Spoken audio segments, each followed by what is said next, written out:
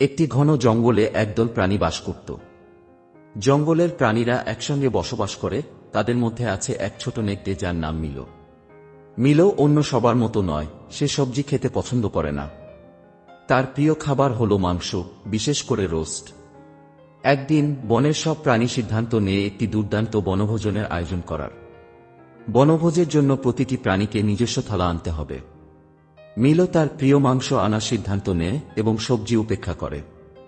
বনভোজের দিন সমস্ত প্রাণীরা বিভিন্ন সবজি ও শাকসবজি দিয়ে তৈরি রঙিন খাবার নিয়ে আসে। তাদের মধ্যে ছিল সবুজ সবজির সালাদ, টোফু দিয়ে স্টিউ করা লাল টমেটো এবং শুধুমাত্র মিলোর আনা মাংস। সবাই আনন্দের সাথে খেয়েছিল, মিলো ছাড়া কেবল তার মাংস খেয়েছিল।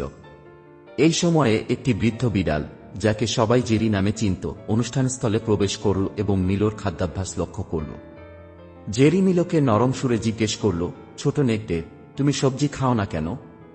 মিলো গর্ব করে উত্তর দিল, কারণ আমি একটি নেকড়ে। নেকড়েদের মাংস খাওয়া উচিত। শাকসবজি আমার কাছে সুস্বাদু বা উপকারীও নয়।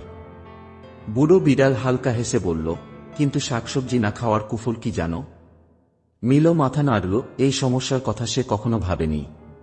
বুড়ো বিড়াল বলতে থাকে, শাকসবজিতে অনেক ভিটামিন এবং খনিজ রয়েছে যা আমাদের শরীরের জন্য উপকারী। আপনি যদি শাকসবজি না খান তবে আপনার এই গুরুত্বপূর্ণ পুষ্টির অভাব হবে, যার ফলে তোমার শরীর দুর্বল এবং অসুস্থ হয়ে পড়বে। এই কথা শুনে মিলো একটু অস্বস্তি বোধ করল, কিন্তু সে তখনও বিশ্বাস করল না যে সবজি তার জন্য এত ভালো। পরের কয়েকদিনে মিলো লক্ষ্য করতে শুরু করে যে তার শারীরিক শক্তি আগের মতো নেই। এ সময় বুড়ো বিড়ালটা কি বলেছিল তার মনে পড়ে, তাই তিনি তার খাদ্যাভ্যাস পরিবর্তন করার চেষ্টা করার এবং কিছু শাকসবজি খাওয়া শুরু করার সিদ্ধান্ত নেন। প্রথমে সবজির স্বাদ গ্রহণ করা কঠিন মনে হলেও তিনি হাল ছাড়েননি।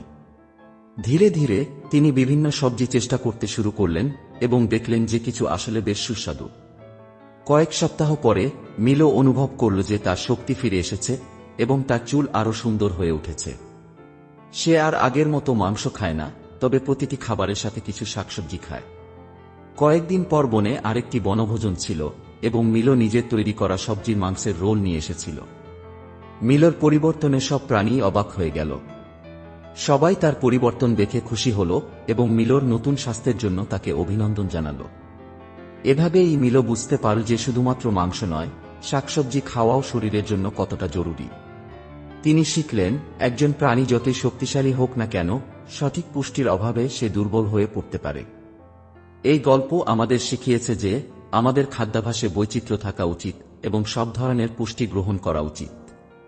খাবার আমাদের শরীরের জ্বালানি এবং সঠিক পুষ্টি আমাদের সুস্থ রাখে। গল্প এখানেই শেষ। আশা করি আপনাদের ভালো লেগেছে।